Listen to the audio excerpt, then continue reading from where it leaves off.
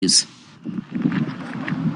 Today, Kenya joins the world to mark the International Pharmacist Day, and the theme this year is Pharmacy Strengthening Health Systems. This morning, we look at the role of pharmacists in the global health, achieving global health, and case in point right here in Kenya, achieving the government's, the ambitious universal health coverage. In studio, I'm now joined by Dr. Bethuel Libea.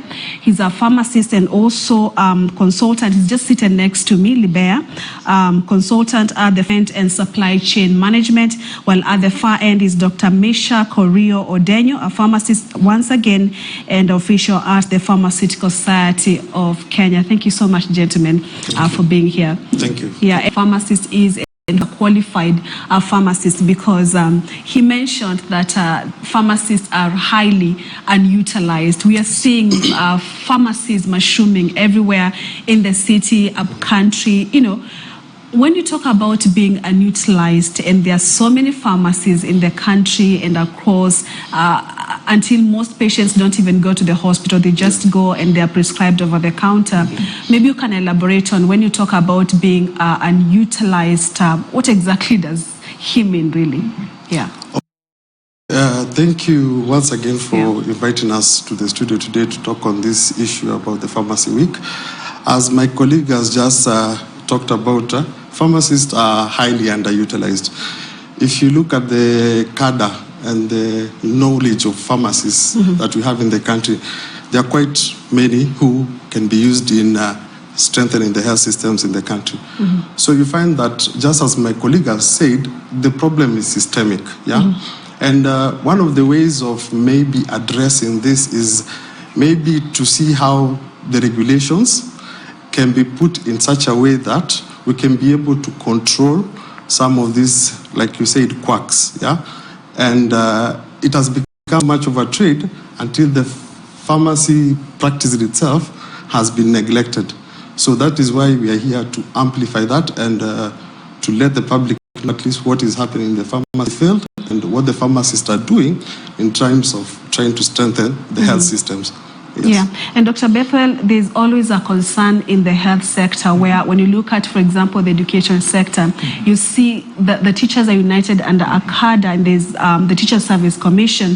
But when it comes to health sector, everyone speaks for themselves. For example, the nurses will say, this is what we do. The doctors will say the same.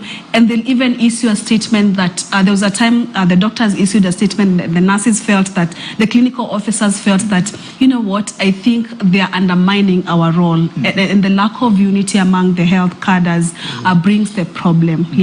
So what exactly is the problem or the main issue around the pharmaceutical industry in the country as we speak?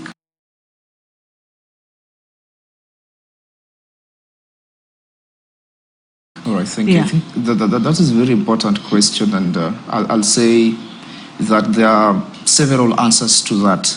And you've captured correctly that we have sibling rivalry among the healthcare professionals, but what unites us, or the convergence point of all of us, is to see that the patient is well taken care of, despite our differences. But having said that, if we take a look at the pharmaceutical industry,